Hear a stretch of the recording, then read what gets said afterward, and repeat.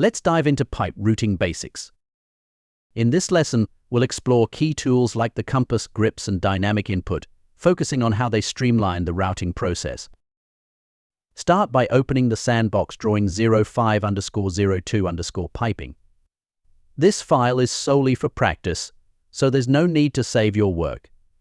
Begin by selecting a pipe size. Let's go with a 6-inch pipe using CS300.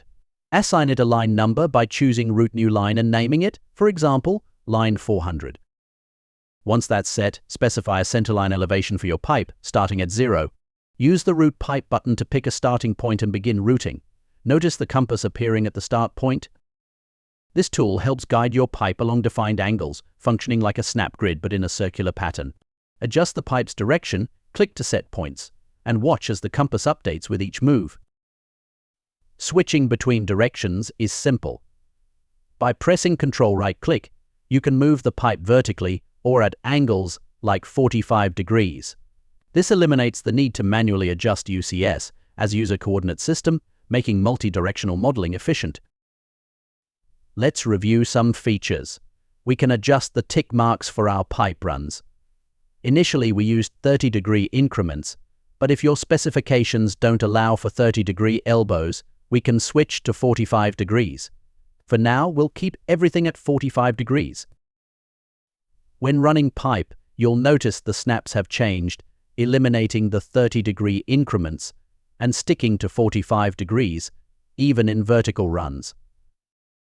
Currently, it's at a specific value. By accessing the pipe's properties and geometry, we can adjust the center elevation. For example, if we set it to 10 feet, the pipe will adjust accordingly.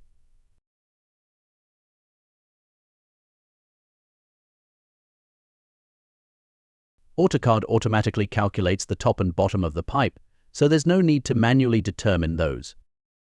We can also switch from center of pipe to bottom of pipe elevations, which is particularly useful when pipes are supported by racks or structures.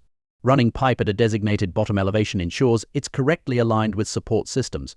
For instance, setting the bottom of the pipe to 10 feet will reflect in the model and help maintain consistency.